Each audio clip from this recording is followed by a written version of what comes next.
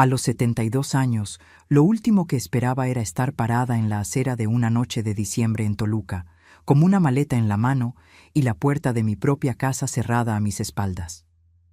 La mujer que mi hijo eligió como esposa me llamó lastre, con esa voz firme de quien practicó la frase frente al espejo. Lo que ella no sabía era que Eu había pasado 30 años construyendo silenciosamente algo que cambiaría para siempre lo que esa palabra significaría. Y cuando la verdad finalmente salió a la luz esa noche, toda la ciudad estaba mirando. Pero antes de continuar, checa si ya estás suscrito al canal y escribe en los comentarios: ¿desde dónde estás viendo este video? Nos encanta saber hasta dónde están llegando nuestras historias.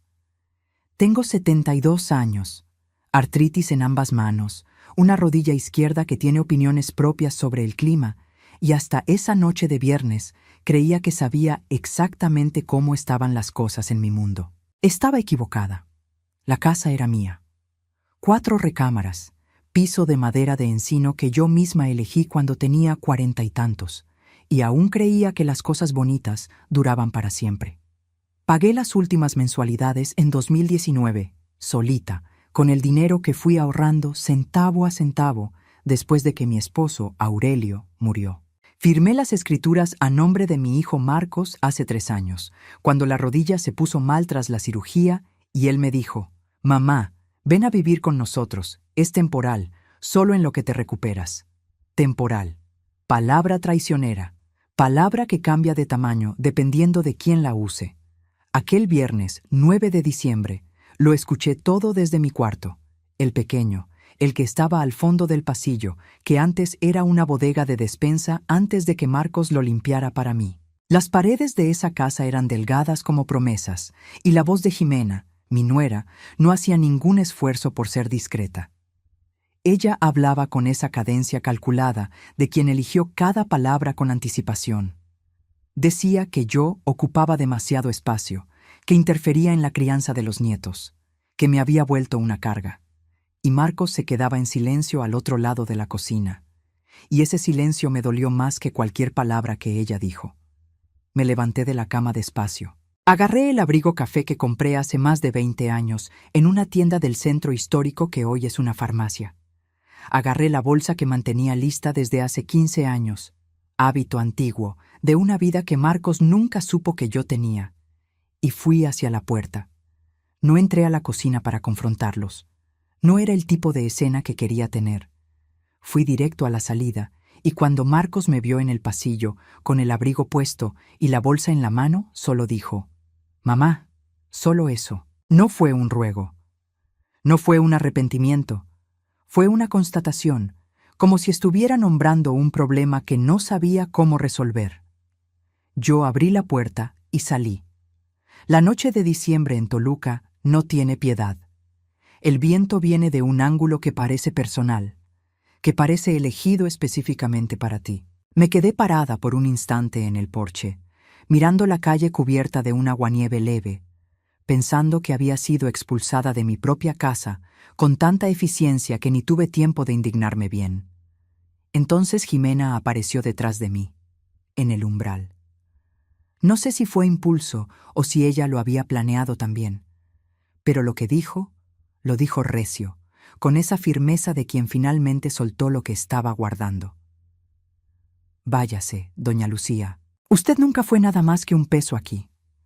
No fue un susurro. No fue algo que pudiera negarse al día siguiente. Palabras limpias, pronunciadas con claridad, en el frío de diciembre. Marcos estaba detrás de ella. Vi su sombra en el vidrio de la puerta. No dijo nada. Bajé los 3 escalones de la entrada y empecé a caminar por la banqueta. No tenía destino. Bueno, sí tenía, pero mi cabeza aún no llegaba ahí. Mi cuerpo es el que sabía el camino. Caminé 2 cuadras antes de que la rodilla empezara a reclamar con seriedad. El frío aprieta las articulaciones de un modo que ningún médico explica bien, que ninguna medicina resuelve por completo. Me detuve en una parada de camión, me apoyé, respiré profundo. No estaba cayendo nieve pesada, pero estaba chispeando. pequeños copos que se posaban en los hombros del abrigo café y se quedaban ahí, quietos, como si no quisieran irse. Pensé en Aurelio. Pensé en la forma que tenía de aparecer exactamente cuando lo necesitaba, sin que yo tuviera que pedirlo. Pensé en cómo habría reaccionado a esa noche, con esa calma que parecía terquedad, pero era, en realidad, pura certeza. Él siempre supo quién era. Nunca necesitó que nadie lo confirmara. Yo aprendí eso de él demasiado tarde, o tal vez en el momento justo. Saqué el teléfono. Tenía 3 nombres a los que podía llamar en ese momento. 3 personas en el mundo que me conocían de verdad. No la versión que Marcos había heredado, la madre viuda y jubilada con la rodilla mal, sino la versión completa. Llamé a Lola, maestra jubilada, 68 años, voz de soprano y corazón del tamaño de un estadio. Contestó al segundo tono, como siempre. Dije solo dónde estaba. Ella no hizo preguntas. Dijo que ya iba para allá. Mientras esperaba, miré la manzana frente a mí. A 2 cuadras quedaba el centro comunitario del barrio, el de la calle Esperanza, el que tenía una placa discretamente fijada en la fachada lateral, en una letra que la mayoría de la gente pasaba corriendo sin leer. Yo sabía lo que estaba escrito en esa placa. Yo había elegido las palabras, pero Marcos nunca se había detenido a leerla. 30 años de silencio son una cosa curiosa. No es que lo escondas, es que lo proteges. Proteges lo que es tuyo de verdad, lo que no puede ser transformado en plática de herencia, en discusión de inventario, en un número en una hoja de Excel, que Ximena ciertamente habría armado si lo supiera. 30 años de despertarme temprano los martes para reuniones de fundación. 30 años de firmar documentos con el apellido de soltera de mi madre, Beatriz, porque quería que aquello fuera de ella, de su memoria, no de mi vanidad. 30 años de ser llamada la jubilada que no hace nada. Los faros del coche de Lola aparecieron en la esquina.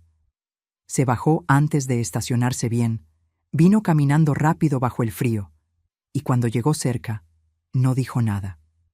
Solo me miró. Hizo ese sonido bajito que hace cuando entiende todo sin que necesites explicarlo, y me pasó el brazo por los hombros. «Vámonos», dijo ella. Entré a su coche con la bolsa en el regazo, la rodilla latiendo, el abrigo con escarcha en los hombros. No lloré, no porque no quisiera, sino porque había algo más fuerte que la tristeza operando en mí en ese momento. Algo que solo lograría nombrar más tarde, cuando la noche terminara y entendiera lo que se había puesto en movimiento. La ciudad pasaba por la ventana. Las luces de Navidad en los postes, los adornos en las vitrinas, las banquetas blancas y silenciosas. Toluca en diciembre tiene una belleza fría que nunca aprendí a no sentir, incluso después de todos estos años. Lola manejó sin preguntar a dónde. Ella sabía, claro que sabía. Detuvo el coche en la calle Esperanza, frente al centro comunitario, y me quedé mirando por la ventana por un momento antes de salir. El edificio estaba iluminado. Eran casi las 10 de la noche de un viernes de diciembre, y había luz en todas las ventanas del centro. No era raro. Los viernes eran noche de regularización escolar para los adolescentes del programa, y el personal de coordinación solía quedarse hasta tarde. Pero había también demasiados coches estacionados en la calle, y había un grupo de gente afuera, en el frío, que no parecía estar esperando el camión. «¿Qué está pasando?», pregunté. Lola tenía esa expresión que usa cuando sabe más de lo que está diciendo. «Entra», dijo. «Vas a entender». Bajé del coche con cuidado, la rodilla protestando en cada centímetro. Había dejado de chispear por unos minutos, pero el frío se había quedado calado. Fui caminando despacio hacia la entrada, y cuando la gente de afuera me vio, hubo un momento de silencio colectivo que no supe interpretar de inmediato. Entonces, una mujer que yo conocía, Sonia, que coordinaba el grupo de alfabetización de adultos los miércoles, vino hacia mí con ese paso decidido suyo y dijo solo, «Gracias a Dios», como si me hubiera estado esperando. Por dentro, el centro estaba lleno, no lleno de evento, lleno de personas que estaban ahí por una razón específica, reunidas en grupos de 2 y 3, platicando en voz baja, con esa energía de quien está aguardando algo. Reconocí rostros en todas partes, maestros del programa de apoyo, madres que había visto en reuniones de padres, los 3 muchachos del taller de música que habían ganado la beca el año anterior, la directora de la escuela primaria de la calle de abajo, a la que nunca había visto en persona, solo por correo. Ninguno de ellos debería saber quién era yo. Es decir, todos estaban ligados a la Fundación Beatriz de alguna forma, pero la Fundación Beatriz no tenía un rostro público. Nunca lo tuvo. Ese era el punto. Sonia me guió al fondo del salón, a la oficinita que funcionaba como coordinación, y cerró la puerta. Era un cuarto pequeño, con un escritorio, sillas plegables, un estante lleno de carpetas de colores y en la pared un tablero de corcho cubierto de fotos de alumnos graduados a lo largo de los años. Me había sentado en esa oficina cientos de veces, pero nunca de esa forma, con la bolsa aún en la mano, el abrigo mojado, recién salida de mi propia casa por segunda vez en la vida. La primera había sido cuando Aurelio murió y no pude quedarme entre esas paredes por 3 días seguidos. Salí caminando y solo volví cuando tuve a dónde volver. ¿Cómo te enteraste?, le pregunté a Sonia. Lola llamó, dijo ella. Pero Lola no fue la única. Margarita también llamó. La hija de la señora de la esquina, ¿sabes? Ella te vio saliendo. El pueblo chico dentro de la ciudad grande. Así funcionaba el barrio. Siempre funcionó así. Sonia puso una taza de café en mi mano antes de que yo lo pidiera, y salió a buscar algo para ponerme en la rodilla. Me quedé sola por unos minutos en esa sala, con el café caliente entre las palmas de las manos con artritis, mirando las fotos en la pared. Rostros jóvenes con toga y birrete, sonriendo con esa sonrisa específica de quien no imagina todavía cuánto el mundo va a poner a prueba esa sonrisa. Muchos de esos rostros los había visto crecer en fotos anuales enviadas por el programa. Ninguno de ellos sabía mi nombre, o al menos eso pensaba yo. Había una foto más grande en el centro del tablero que yo no había puesto ahí. Era reciente, debía tener unos 2 años, y mostraba a un grupo de graduados frente a este mismo edificio, con la placa de la fachada lateral visible al fondo. La placa con las palabras que yo había elegido. Construido por Beatriz, con amor, en silencio, para siempre. Sonia volvió con una bolsa de hielo improvisada y una mirada que tenía preguntas, pero no hizo ninguna. Ese es el tipo de amistad que solo construyes después de los 60, la que sabe cuándo callar. Mientras el hielo aliviaba la rodilla, oía afuera el murmullo creciente de más gente llegando, y empecé a entender que Lola había hecho más que llamar a Sonia. Lola había jalado un hilo, y el hilo había jalado otro, y a las 10 de la noche de un viernes frío, algo se estaba armando en ese salón sin que yo lo hubiera pedido y sin que pudiera detenerlo. 30 años de silencio, pensé, y todo lo que se necesitó fue una noche para que terminara. A las 11 de la noche había una cámara de televisión frente al centro comunitario. Sonia vino a contármelo con ese tono de quien trata de preparar a alguien para una noticia que no tiene forma de suavizar. Una reportera de un canal local se había parado por casualidad, atraída por el movimiento inusual de un viernes por la noche, y le había preguntado a uno de los chavos del taller de música qué estaba pasando.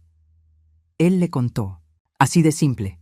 Me enteré sentada en la oficinita con la bolsa de hielo y el segundo café en la mano, y lo primero que pensé fue, Marcos lo va a ver. Lo segundo que pensé fue, bueno, no es que quisiera que él lo supiera de esta forma. Durante 30 años me había preguntado cómo sería contárselo. Había imaginado pláticas calmadas, cenas largas, el tipo de revelación que tienes tiempo de preparar y él tiene tiempo de procesar. No había imaginado una cámara de televisión y una noche de helada y una maleta que traje para no tener que volver a pedir mis cosas. Pero a veces la vida organiza las cosas sin consultar tu preferencia. Lola entró a la oficinita y cerró la puerta con ese cuidado de quien trae una conversación importante. Se sentó en la silla plegable frente a mí y se me quedó viendo un segundo antes de hablar. Tienes que saber, dijo ella, que este edificio entero está lleno de gente que vino porque quiso. Nadie llamó a 2/3 de ellos. Ellos simplemente aparecieron. La miré. Sonia mandó mensaje al grupo del programa, continuó. Y de ahí cada persona mandó al suyo, y luego alguien mandó al grupo de la escuela. Ya conoces cómo funciona esto. Lo conocía. Era así como el barrio funcionaba desde hacía 40 años. Una red invisible de personas que se cuidaban porque habían aprendido que nadie más iba a hacerlo por ellas. Lucía, dijo Lola, despacio. Ellos saben. El barrio sabe. Siempre supo. Aquello se quedó flotando en la sala por unos instantes. ¿Siempre supieron qué? De la fundación. ¿De quién es Beatriz? Hizo una pausa. No todo el mundo, no los detalles, pero la gente que trabaja aquí hace años, que vio crecer los programas, que vio de dónde venían los recursos, tenían sus sospechas. Algunos tenían la certeza. 30 años de sigilo, y el barrio había guardado mi secreto con más cuidado del que yo había guardado el de ellos. Aquello me llegó de una forma que no esperaba, en algún lugar entre el pecho y la garganta, e hice lo que hago desde que aprendí el truco. Miré hacia arriba por un segundo, respiré y no lo dejé entrar. Marcos no sabe, dije. No, confirmó ella. Pero lo sabrá pronto. Alguien tocó a la puerta de la oficinita. Era un muchacho joven que no conocía, con gafete de empleado de la televisora, pidiendo permiso. Dijo que a la reportera le gustaría platicar conmigo cuando estuviera lista. Sin prisas, dijo él, lo cual era una mentira gentil porque claramente había prisa. Agradecí y dije que necesitaba 10 minutos más. Me quedé sola otra vez. Me levanté despacio, dejé la bolsa de hielo en la silla y fui hasta la ventanita que daba al salón principal. Allá afuera, por las persianas semiabiertas, alcanzaba a ver el centro como rara vez lo veía. Lleno de vida, lleno de gente que no tenía ninguna obligación de estar ahí un viernes por la noche en invierno.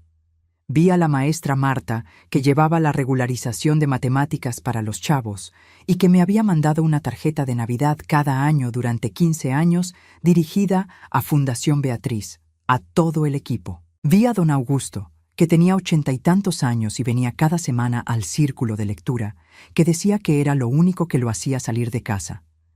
Vi a 3 muchachas de unos 16 años que nunca había visto antes, sentadas juntas en un rincón, mirando a su alrededor con esa expresión de quien llegó a un lugar y no sabe bien por qué, pero sintió que tenía que venir. Fue en ese momento que la puerta de la oficina se abrió de nuevo, pero esta vez no era el muchacho del gafete, era Marcos. Entró con la expresión de alguien que hizo la mayor parte del camino creyendo en una versión de los hechos que estaba a punto de desmoronarse. Lo habían llamado. Supe después que Lola le había mandado un mensaje corto diciendo que me había caído en la banqueta y que estaba en el centro, que tenía que venir. No era exactamente mentira, pero tampoco era todo. Fue lo suficiente para hacerlo salir de casa a las 11 de la noche, manejando demasiado rápido por las calles frías. Me vio sentada con la rodilla en alto y el café en la mano, y la ecuación no le cuadró de inmediato. Entró en el espacio pequeño de la oficina y sus ojos barrieron el lugar. La bolsa de hielo, mi maleta recargada en la pared, y luego, por la ventanita interna, el salón lleno afuera, los rostros conocidos, y la placa de metal fijada en la pared del pasillo que daba al salón, la que estaba ahí desde 2015. Centro Comunitario Beatriz. Fundación Beatriz, 1995. Se detuvo. Vi el momento exacto en que empezó a hacer las cuentas. El 1995, un año después de la muerte de mi madre, que se llamaba Beatriz. La placa. El salón lleno. Yo, sentada en esa oficina como si fuera mía, porque lo era. No dije nada. Dejé que el silencio trabajara. Se giró hacia mí despacio. Mamá. No fue una pregunta ni una acusación. Fue el tipo de palabra que la gente dice cuando necesita un punto de partida y no sabe cuál es. «Siéntate», dije. Se sentó en la silla plegable que Lola había ocupado antes. Se me quedó viendo con esa expresión que le conocía desde que tenía 8 años. El Marcos que no sabe qué hacer con lo que siente, que nunca supo bien, que aprendió de su padre a guardar todo en un estante interno muy alto y esperar a que la situación se resolviera sola.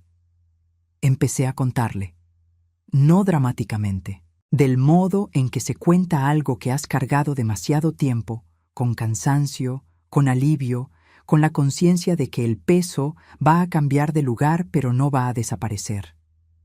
Le conté de la fundación, de 1995, cuando mi madre murió de un derrame cerebral fulminante en marzo, y yo pasé los meses siguientes entendiendo que lo mejor que podía hacer por su memoria era construir algo que ella habría amado.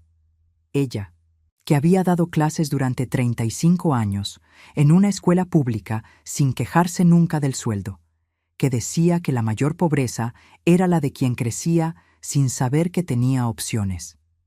Le conté del dinero, de la herencia pequeña que mi padre había dejado cuando murió en 1993, que yo había metido en un fondo y nunca toqué personalmente, ni un centavo para mí. Cada peso se había ido a la fundación, que se había ido a escuelas, a programas, a becas, a este edificio. Le conté de los 14 años que me tomó construir la fundación hasta el punto en que se mantenía con donaciones y alianzas, sin necesitar mi dinero inicial. Le conté de las madrugadas de martes, armando reportes que Marcos pensaba que eran crucigramas en la pantalla de la computadora. Le conté del nombre, Beatriz, no Lucía, porque quería que fuera de ella, no mío. Marcos escuchó todo sin interrumpir. Sus ojos se fueron llenando de una forma que trató de contener, y reconocí el esfuerzo porque era el mismo que yo hacía siempre que alguien mencionaba el nombre de mi madre por sorpresa. Cuando terminé, el silencio duró unos 20 segundos. «¿Por qué no me lo dijiste?», dijo bajo, no enojado, dolido de un modo más profundo. «Porque se lo habrías dicho a Jimena», dije, simplemente, sin rencor en la voz, porque ya no había espacio para el rencor esa noche. Y Jimena habría convertido esto en una plática sobre herencia y patrimonio. Y esto nunca se trató de herencia. Hice una pausa. Era sobre tu abuela. Era sobre hacer algo que durara más que yo. Él puso los codos en las rodillas y el rostro en las manos. Lo dejé estar así por un momento. Afuera, oí la voz de la reportera, haciéndole una pregunta a alguien, y oí la voz de Sonia respondiendo con esa firmeza de quien pasó la vida entera diciendo la verdad sin disculparse por ella. Oí el salón, los pasos, el murmullo de un lugar que estaba vivo por decisiones tomadas en silencio durante décadas. Oí el edificio respirar, este edificio que yo había comprado, remodelado, al que le había cambiado el techo y cuyo sistema eléctrico había fundado desde cero. Este edificio que llevaba el nombre de mi madre en la fachada lateral en letras que Marcos había pasado años viendo sin leer mientras manejaba. Ella habría amado esto, dijo finalmente con la voz raspada. No era una pregunta. Ella lo amó mientras yo lo construía, dije. Ella no estaba aquí para verlo, pero yo hablaba con ella mientras trabajaba. Hábito viejo. Él levantó la cabeza. Tenía los ojos rojos. Mamá, lo que ella dijo esta noche, hoy no. Mi voz fue firme, sin crueldad. Hoy no hay espacio para eso. Hoy acepto una disculpa, que es la tuya, y mañana vemos lo demás. Pidió perdón. Del modo en que los hombres de su familia siempre pedían perdón, sin adornos, sin rodeos, mirando a los ojos. Perdóname, dijo. Debí haber dicho algo. Me quedé parado y no debí. Había más cosas que decir, muchas más, pero él tenía razón en que esa era la parte que importaba primero. Lo demás vendría después. Salí de la oficinita con él todavía sentado ahí, necesitando un minuto con sus propios pensamientos, y fui al pasillo. Lola me encontró casi de inmediato y me puso la mano en el brazo con ese apretón firme suyo. No dijo nada. No hacía falta. La reportera estaba en la entrada del salón, joven, seria, con el bloque de notas en la mano y el camarógrafo detrás ajustando el equipo. Me vio y caminó hacia mí con esa cortesía de quien fue entrenada para ser menos amenazante de lo que la situación amerita. Dijo que había oído hablar de la Fundación Beatriz a través de la gente que estaba en el centro esa noche. Dijo que le gustaría entender mejor qué era. Dijo que había una historia aquí. Había 30 años de historia. Había 14 escuelas en 3 estados. Había 231 becas universitarias, el número que había checado en el último reporte de junio. Estaba este edificio, este salón, estas personas que habían aparecido en una noche de invierno porque supieron que algo andaba mal y decidieron que no era asunto suyo quedarse en casa. «Deme 2 minutos», le dije. Fui al baño del fondo, el chiquito, el que tenía un espejo manchado que necesitaba cambio hace 2 años y que yo había anotado para la próxima reunión de presupuesto. Me miré al espejo. 72 años, abrigo café viejo, rodilla que latía en ciclos regulares, cabello blanco que había dejado de teñir cuando decidí que tenía cosas más interesantes que hacer con mi tiempo. Pensé en Aurelio, pensé en mi mamá. Pensé en los 30 años de reuniones de martes, de reportes nocturnos, de decisiones tomadas en silencio sobre a dónde iba el dinero, sobre qué programa necesitaba más apoyo, sobre qué escuela se estaba cayendo a pedazos por falta de recursos. Pensé en Ximena, en ese momento, viendo el noticiero de las 11 en una casa que había sido mía antes de ser de ella. Volví al salón. La reportera me esperaba con la cámara ya posicionada. La gente alrededor abrió un espacio discretamente, como quien entiende que está siendo testigo de algo. Me quedé de pie con mi bolsa al hombro, mi abrigo café, mi rodilla con sus opiniones. Miré a la cámara y pensé que, en algún lugar a 14 manzanas de ahí, en una sala que un día fue mía, una televisión estaba encendida. «Puede preguntar», dije. La reportera preguntó qué era la Fundación Beatriz. Pensé por un segundo antes de responder. No porque no lo supiera, porque quería decirlo de la forma correcta, la forma que mi madre habría usado si hubiera sido ella la que construyó. «Es una historia de amor», dije. «Empezó cuando mi madre murió, y necesité una forma de no dejar que se fuera por completo. Duró 30 años, y todavía está sucediendo». La reportera preguntó por qué el silencio, por qué 30 años sin hacerlo público. «Porque no era para ser público», dije. «Era para ser útil. Hay una diferencia grande entre esas dos cosas». Preguntó qué me había traído al centro esa noche. Hice una pausa. Miré el salón lleno, a Sonia apoyada en la pared con los brazos cruzados y una sonrisa que trataba de contener. A los 3 muchachos del taller de música sentados en el piso, con los instrumentos en el regazo, como si esperaran una señal. A don Augusto, que se había quedado dormido en una silla en la esquina con toda la dignidad de alguien que decidió que se quedaría hasta el final. «La gente vino», dije, «así que yo vine también». Después de que la cámara dejó de grabar, el salón se fue vaciando despacio, con esa cadencia de quien no quiere irse, pero entiende que la noche llegó a su fin. Las despedidas eran cortas, un apretón de manos, un abrazo, algunas palabras que yo ya no alcanzaba a guardar todas porque había llegado al límite de cosas nuevas que mi cerebro procesaba en 24 horas. Lola decidió que me quedaría en su casa esa noche. No preguntó, avisó, que es el tipo de cosas que solo los amigos de 40 años hacen y que solo se les tolera a ellos.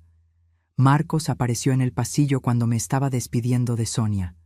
Se quedó parado a unos 3 metros, con esa expresión de hombre que no sabe a ciencia cierta si tiene permiso para acercarse. Hice un gesto con la cabeza. «¿Puedes venir?» Vino. Nos quedamos lado a lado por un momento, mirando el salón que se estaba quedando vacío. «Voy a hablar con ella», dijo. No necesitó especificar quién era ella. «Sé que lo harás», dije. «No va a ser una plática fácil».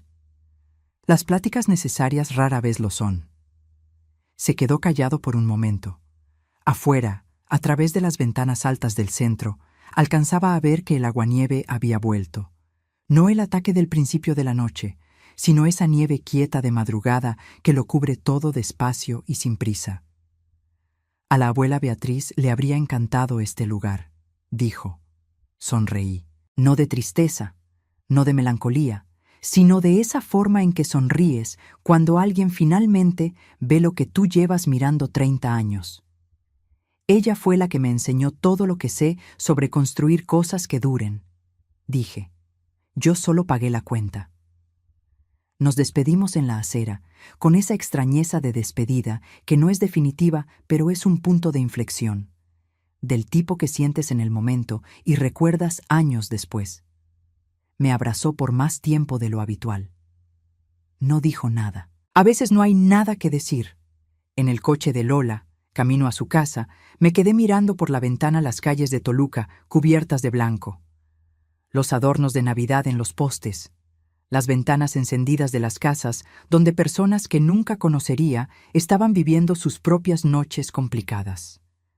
Pensé en mi mamá, en la forma que tenía de decir que toda semilla que plantas vuelve a ti de un modo u otro, a veces de formas que no reconoces al momento. Pensé que ella había plantado en mí la terquedad, la paciencia, la certeza de que hacer el bien en silencio sigue siendo hacer el bien, y que yo había intentado plantar en los programas, en las escuelas, en los niños que pasaron por el centro sin saber mi nombre. A veces solo descubres el tamaño de lo que construiste cuando te toca pararte a mirar desde afuera. Lola se detuvo en un Oxxo abierto y volvió con 2 chocolates calientes sin preguntar si quería. Puso el mío en el portavasos y siguió manejando, y yo me quedé con las manos alrededor del vaso, sintiendo el calor atravesar las coyunturas con artritis que habían trabajado por 30 años firmando documentos, estrechando manos, escribiendo cheques que nadie sabía que venían de mí.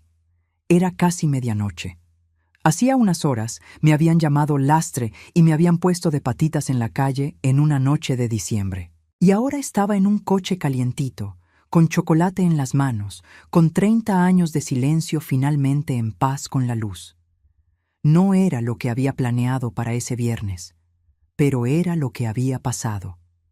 Y yo había aprendido, en 72 años de vida, que las noches que no planeaste suelen ser las que cargas para siempre.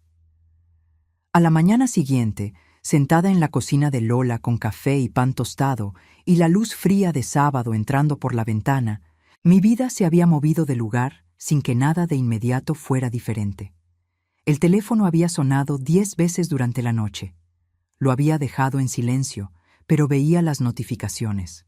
Marcos, Jimena, 2 veces, lo cual no esperaba.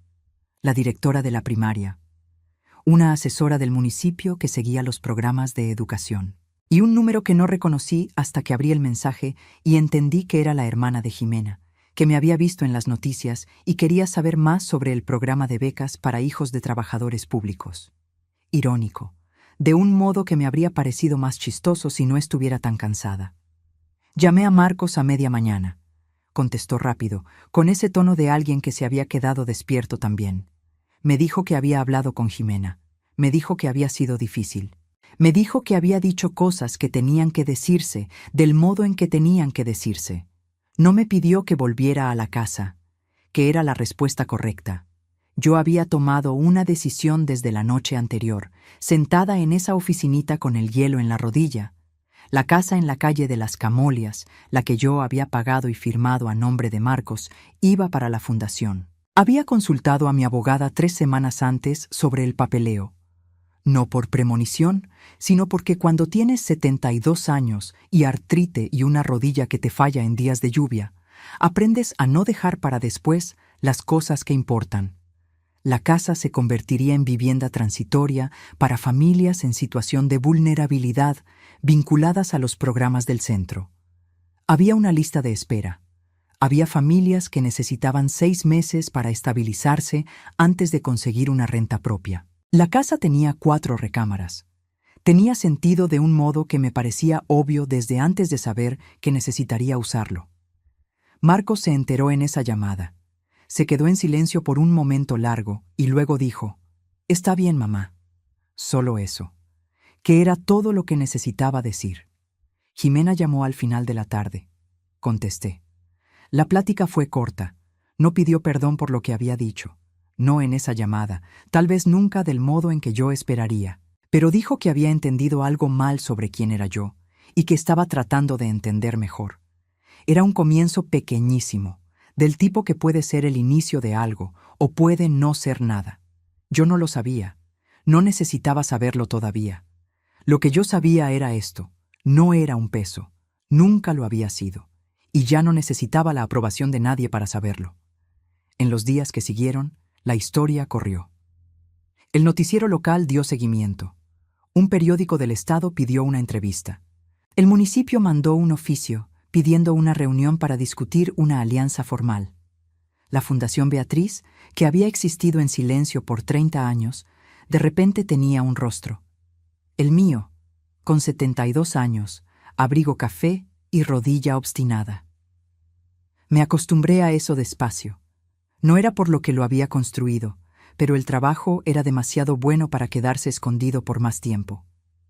Mi mamá habría dicho que las cosas tienen su propio tiempo para aparecer. Yo había esperado el tiempo de ella. Me mudé a un departamento pequeño en la misma calle del centro, a 3 cuadras de distancia. 2 recámaras, ventana a la calle, elevador que funcionaba la mayoría de las veces. Lola me ayudó a mudarme un sábado soleado de enero, con esa alegría específica de quien está viendo a una amiga finalmente aterrizar en el lugar correcto.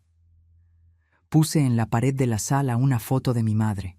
No el retrato formal de su cumpleaños 80 que estaba en todos los álbumes de la familia, sino una foto vieja que yo había guardado por décadas. Ella en la sala de la casa donde crecimos, sentada en el sillón amarillo, riéndose de algo fuera de cuadro, con esa risa que le tomaba toda la cara. Cada mañana, antes del café, me quedo un segundo frente a esa foto. No para pedir permiso, no para pedir fuerza, solo para recordar de dónde vinieron las mejores partes de lo que soy. 30 años es mucho tiempo para cargar un secreto. Pero a veces el silencio es la forma más honesta de decir que una cosa le pertenece a alguien que ya no está aquí para recibirla. Yo cargué el silencio hasta que ya no me necesitó más. Y cuando la puerta se cerró aquella noche de diciembre y el viento frío de Toluca me encontró en la banqueta y me quedé parada por un segundo sin saber exactamente a dónde ir, fue mi madre la que me orientó, como siempre. 3 cuadras a la izquierda, el edificio iluminado, su nombre en la fachada, a casa. Ahora, si te gustó esta historia, dale clic a suscribirte y dime en los comentarios qué parte te dejó con la boca abierta. Y no olvides hacerte miembro para tener acceso a videos exclusivos que no subo aquí. Te espero allá.